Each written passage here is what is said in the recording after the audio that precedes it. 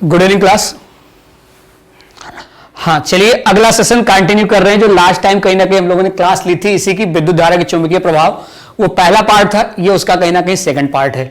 चलिए कंटिन्यू कर रहे हैं।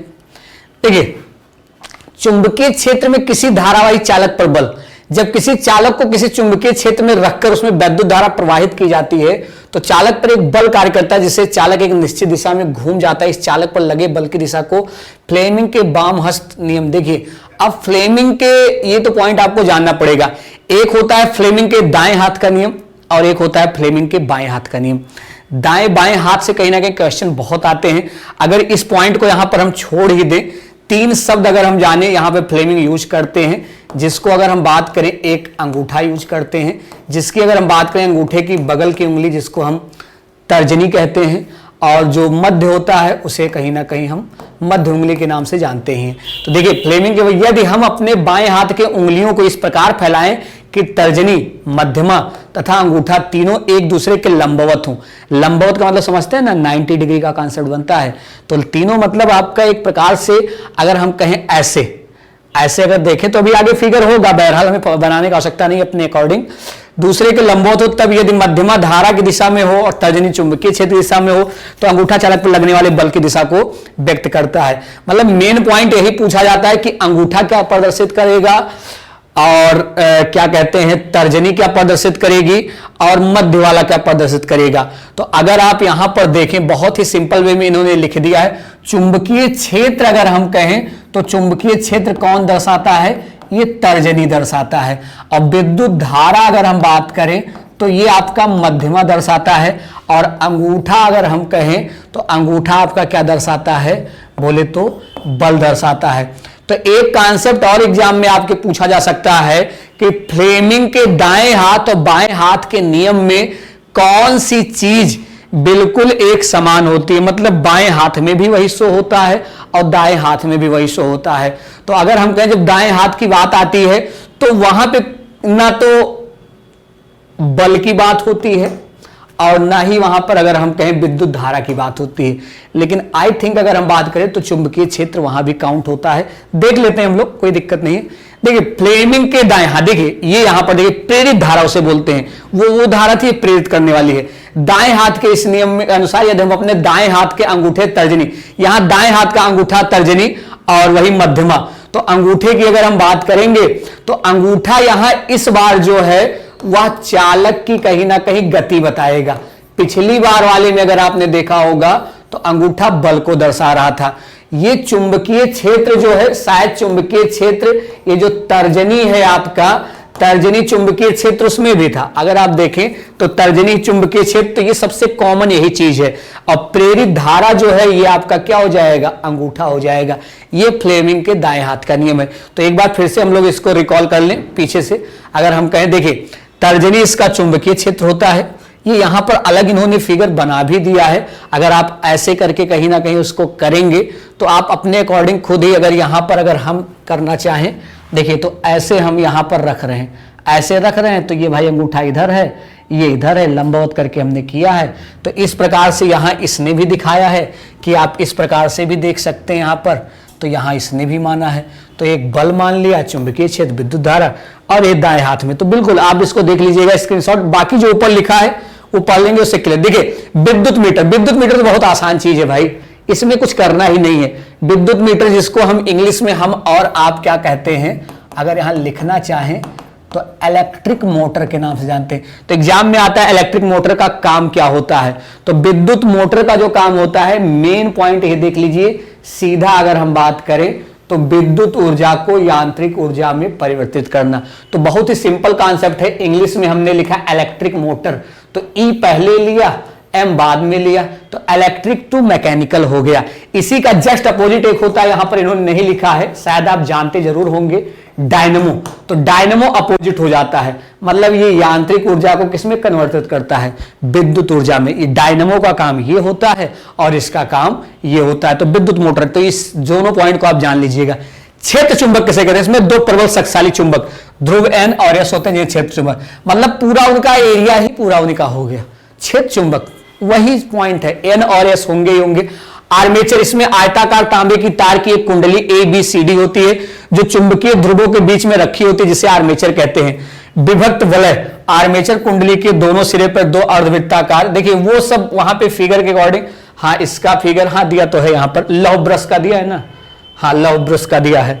इसमें लोहे के दो ब्रश X तथा Y होते हैं जो विभक्त वलय पर P तथा Q को स्पर्श करते हैं। ब्रश के एक सिरे X से एक बैटरी जुड़ी होती है तथा दूसरे सिरे से Y से एक कुंजी जुड़ी होती है।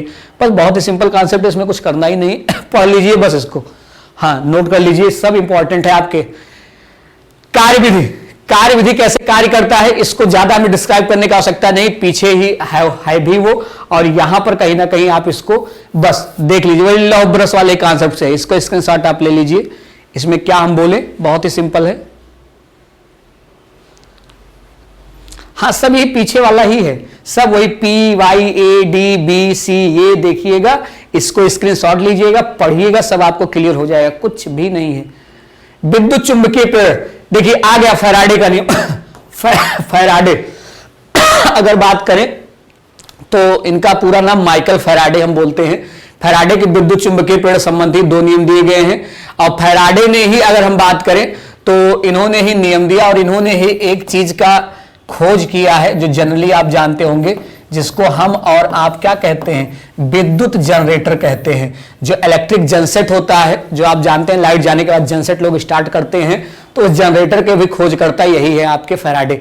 प्रथम नियम, जब किसी परिपथ में बद्ध चुंबकीय फ्लक्स में निरंतर परिवर्तन होता है तो परिपथ में प्रेरित विद्युतीय वाहक बल उत्पन्न हो जाता है। तो परिपथ पूर्ण होता है तो परिपथ में धारा बहने लगती है, जिसे प्रेरित धारा कहते हैं। बिल्कुल ये वही कॉन्सेप्ट है, अगर आप पीछे देखें तो फ्लेमिंग के दाएं हाथ के नियम प्रेरित धारा की बात कह रहा है, इसमें कोई ऐसा वो नहीं है कि आपको ज्यादा दिमाग लगा। द्वितीय नियम क्या कहता है, किसी परिपथ में प्रेरित विद्युत वाहक बल परिपथ से बद्ध चुंबकीय फ्लक्स के परिवर्तन के ऋणात्मक दर के बराबर होता है, इसे प्रदर्शित करते हैं। कहने का मतलब अगर हम कहें चुंबकीय फ्लक्स की अगर यहां पर हम बात करना चाहें तो इसको किससे प्रदर्शित करने की बात किया है, तो ईंटों को इसको तो धारा से कह दिया, चुंबकीय फ्लक्स को जो है इससे हम प्रदर्शित करते हैं बोले तो फाई के रूप में। तो ये आपका एक फॉर्मूला यहां पर मेंशन है, तो इसको हाँ इसको आप देखिएगा। प्रत्यावर्ती धारा जनित्र या AC डायनमो, कहने का मतलब दो पॉइंट होता है, एक होता है AC और एक होता है DC। AC को जिसको हम और आप कहते हैं अल्टरनेटिव करंट, और DC को कहते हैं बोले तो डायरेक्ट करंट के रूप में इसको जानते हैं। अल्टरनेटिव को हम हिंदी में हम आप कहते हैं प्रत्यावर्ती धारा, और डायरेक्ट करंट की अगर बात करें तो इसको हम आप क्या कहते हैं, दिष्ट धारा के नाम से जानते हैं। तो क्या पूछा यहाँ पर, हाँ प्रत्यावर्ती धारा की बात हुई। प्रत्यावर्ती धारा जनित विद्युत चुंबकीय प्रेरणा के सिद्धांत पर आधारित है। एक ऐसा यंत्र जो यांत्रिक ऊर्जा को विद्युत ऊर्जा में क्या करता है, परिवर्तित करता है, मतलब जो यांत्रिक ऊर्जा को विद्युत ऊर्जा में परिवर्तित करता है। ये तो पीछे वाला ही है, ये तो आई थिंक पीछे वाला ही है, ये पीछे वाला ही है, यहां पर फिर से मेंशन हो गया है, सेम पीछे वाला है। कार्यविधि देखिए वहां पर ये आर्मेचर वाला, ये आर्मेचर की कार्यविधि है,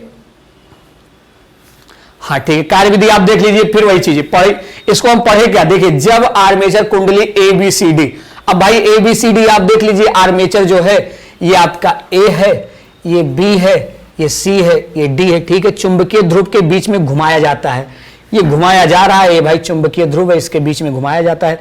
तब कुंडली से बद्ध चुंबकीय फ्लक्स में निरंतर परिवर्तन होता है, जिससे कुंडली में फैराडे के नियम अनुसार एक प्रेरित विद्युत वाहक बल क्या होता है, उत्पन्न होता है। परिपथ पूर्ण होने के कारण कुंडली में एक प्रेरित धारा A से D की दिशा में बहने लगती है। जैसे कुंडली का एक अर्थ चक्र पूर्ण होता है, ऐसे ही धारा की दिशा बदल जाती है, यह D से A की तरफ बहने लगती है। इस प्रकार हर आधे चक्कर में कुंडली धारा की कहीं ना कहीं इस रहती है। इस प्रकार की धारा को हम प्रत्यावर्ती धारा के रूप में हम जानते हैं, जो पीछे वहां पर मेंशन भी है, हाँ बिल्कुल इसको आप देख लीजिए। दिष्ट धारा, अभी देखिए पीछे हमने बात किया AC का, इसको शॉर्ट फॉर्म में जान लीजिए DC। यह भी वैद्युत चुंबकीय प्रेरक सिद्धांत पर आधारित एक ऐसा यंत्र है जो यांत्रिक ऊर्जा को दिष्ट धारा रूपी विद्युत ऊर्जा में रूपांतरित करता है। दिष्ट धारा जनित्र को निम्न, फिर देखिए सब वही पीछे वाले ही टर्म है, फिर उसको एक साथ दे दिया गया, क्षेत्र चुंबक, आर्मेचर, विभक्त विलय, लौह ब्रश। हर जगह उस पॉइंट को कहीं ना कहीं मेंशन इसीलिए किया जा रहा है कि सब में आप समझिए। क्षेत्र चुंबक, इसमें भी वही ध्रुव, देखिए पीछे हम दिखा दे रहे हैं भाई, पीछे आप लोग यहां से अगर चलेंगे, ये देखिए क्षेत्र चुंबक यहां से शुरू हुआ विद्युत मोटर से, इसमें भी N और S, फिर अगर हम बात करें यहां भी अगर कहें दो प्रबल शक्तिशाली N और S, प्रत्यावर्ती में भी, यहां भी अगर हम कहें दो प्रबल शक्तिशाली, इसमें आर्मेचर, इसमें आयताकार तांबे की तार की कुंडली एबीसीडी तो जो चुंबकीय ध्रुवों के बीच में रखी होती है, इसी को आर्मेचर कहते हैं। अब आर्मेचर यही बात यहां भी कह रहा है। फिर अगर हम कहें तो यही बात विद्युत मोटर में भी कहा जा रहा है। तो चारों ऐसा नहीं कि उसको हमें यहां समझाना पड़े, चारों बहुत ही सिंपल हैं। हाँ, आगे हम देखते हैं, उसके आगे ये आर्मेचर के सेंस में था। हाँ, फिर वही चीजें नहीं, ये थोड़ा सा अलग है। प्रत्यावर्ती धारा तथा दिष्ट धारा में अंतर, कहने का मतलब अब ये कह रहा है कि एसी और डीसी में डिफर क्या होता है। प्रत्यावर्ती धारा की दिशा एक निश्चित समय के बाद बदलती रहती है, जबकि दिष्ट धारा की दिशा बदलती नहीं है। तो अब हम यहां पर आपको थोड़ा समझाने का कार्य करते हैं। ये एसी है और ये डीसी है। अगर हम कहें अपने घरों में जो हम लोग यूज करते हैं, जो लाइट वगैरह कहीं ना कहीं रन होती है, घरों में जो वायरिंग होती है वो किस पर कार्य करता है, तो आंख बंद करके आप बताइए वो एसी पर कार्य करता है, डीसी पर नहीं। क्योंकि एसी डीसी में अगर हम कंपेयर करेंगे तो डीसी जो होता है वह सबसे ज्यादा कहीं ना कहीं क्या होता है, खतरनाक होता है। किसके कंपेयर में, एसी के कंपेयर में। क्योंकि एसी का जो फ्लो होता है वो एसी का ऐसे होता है, ऐसे, ये एसी का, एसी इन द सेंस प्रत्यावर्ती, मतलब कभी ज्यादा कभी कम, कभी ज्यादा कभी खत्म कभी कम। लेकिन डीसी जो होता है वो ऐसे होता है, एक समान। मतलब मान लीजिए जो झटका आपके करंट के लगते हैं, जो आपको दूर फेंकता है वो एसी है। अगर डीसी से आप चपक गए तो फेंकने वाला नहीं। जब भाई एक समान में चल रहा है तो ये सबसे ज्यादा खतरनाक माना जाता है। अब ये तो बड़े स्तर पर बहुत डीप इसमें हम चले जाएंगे तो आपको बताना पड़ेगा, लेकिन तब भी हम आपको थोड़ा बहुत बता दे रहे हैं। एसी के सेंस में अगर यहां हम बात करें और डीसी के सेंस, कैसे हम जाने घरों में जो यूज करते हैं ये एसी यूज होता है, कैसे अगर हम जाने कि यहां पर डीसी यूज होता है, तो हम आपको सिंपल वे में बता दें। एक पॉइंट अगर आप जानते हैं तो बहुत अच्छी बात है, जिसमें कहीं ना कहीं बोर्ड लगा होता है। बोर्ड इन द सेंस जैसे लैपटॉप वगैरह हुआ, टीवी वगैरह हुआ, जिसमें कहने का मतलब आपके क्या होते हैं, इसको छोटे छोटे टर्म को आप बोलते हैं। इसकी अगर हम बात करें, ये सब, हाँ, ये सारे टर्म जिसमें मेंशन होते हैं सीधा अगर हम कहें तो वो सभी उसमें डीसी का फ्लो होता है। जिसमें ये सब नहीं होता है, कोई बोर्ड नहीं लगा होता है, उसको कहीं ना कहीं सीधा हम एसी के रूप में कहते हैं। तो यहां पर बस जनरली जानना था इसलिए बता रहे हैं, थोड़ा सा डीप है इसलिए ज्यादा डिस्कस नहीं करना चाह रहे हैं। दिश धारा की तुलना में प्रत्यावर्ती धारा के लाभ व दोष। प्रत्यावर्ती धारा एक स्थान से दूसरे स्थान में ट्रांसफर द्वारा भेजने पर ऊर्जा का बहुत कम ह्रास होता है, जबकि दिश धारा को एक स्थान दूसरे स्थान में भेजने पर ऊर्जा ह्रास बहुत ज्यादा। बिल्कुल, प्रत्यावर्ती धारा ऐसे ऐसे कभी कम कभी ज्यादा, कभी कम तो ज्यादा नहीं, लेकिन दिश धारा तो एक समान जाएगी ना भाई। तो हाँ, दोस्त, प्रत्यावर्ती धारा दिश धारा की तुलना में अधिक खतरनाक होती है। प्रत्यावर्ती धारा, देखिए अब यहां पर देखिए, इसको थोड़ा समझिएगा। ऊपर हमने बोल दिया डीसी ज्यादा खतरनाक है, लेकिन यहां पर इन्होंने एसी खतरनाक माना। क्यों माना ये भी देखते हैं। प्रत्यावर्ती धारा दिश धारा की तुलना में अधिक खतरनाक होती है। विद्युत विश्लेषण, विद्युत चुंबक आदि में दिश धारा प्रयुक्त की जाती है, ना कि प्रत्यावर्ती धारा। देखिए ये प्रत्यावर्ती धारा, ये इसकी तुलना में ज्यादा खतरनाक क्यों उन्होंने बताया, जब करंट का फ्लो क्या होता है, कम होता है। तो करंट का फ्लो कम होगा तो डीसी अगर थोड़ा सा करंट लग रहा है तो ऐसे रखे रहे, कोई फर्क नहीं पड़ता है, लेकिन एसी तब भी आपको झटक देता है। लेकिन अगर ज्यादा करंट है दोनों में तो इसके कंपेयर में दिष्ट धारा जो है ज्यादा खतरनाक है। ये इससे तो आप बच सकते हैं, लेकिन दिष्ट धारा से आप कभी नहीं बच सकते हैं। तो छोटे स्तर पर अगर हम बात करें तो प्रत्यावर्ती धारा हम ज्यादा खतरनाक यहां पर मान लेते हैं। प्रेरित विभवांतर, जब कोई चालक खंड गति करता हुआ चुंबकीय क्षेत्र को लगातार काटता है तो चालक पर एक प्रेरित विद्युत वाहक बल कहीं ना कहीं क्या हो जाता है, उत्पन्न हो जाता है, जिसमें चालक के सिरों के बीच एक विभवांतर स्थापित हो जाता है, जिसे प्रेरित विद्युत वाहक बल कहते हैं। यदि चालक खंड की लंबाई L तथा उसका वेग भी चुंबकीय क्षेत्र का मान B होता है तब प्रेरित विद्युत धारा V बराबर, ये फॉर्मूला है आपका, मतलब एक प्रकार से इसको अपडेट कर लीजिएगा। चलिए बाकी अगर यहां पर अगर हम बात करें तो अगली क्लास में कुछ और इससे बेटर क्या, इसमें देखिए ज्यादा समझने का काम है ही नहीं, केवल आपको स्क्रीनशॉट लेना है, पढ़ना है क्योंकि आपका जो एग्जाम होगा उस आधार पे टॉपिक कहीं ना कहीं एनसीईआरटी के ही बेस पर सारे टॉपिक कहीं ना कहीं बनाए जा रहे हैं कि जिससे चीजें कहीं ना कहीं आप क्या कर लें, कवरअप कर लें। और समय कम है, इसको जितना हो सके उतना एक बार दो बार वीडियो देखिए, स्क्रीनशॉट लेकर हर एक पॉइंट को अपडेट करिए, वो आपके लिए कहीं ना कहीं काफी फ्रूटफुल होगा। बाकी जो भी चर्चा होगी अगली क्लास में हम डिस्कस करेंगे और फिर मिलते हैं फिर अगली क्लास में। चलिए, हंसते रहिए, मस्त रहिए, स्वस्थ रहिए, मुस्कुराते रहिए। बाकी चर्चा कहीं ना कहीं अगले दिन होगी। Thank class.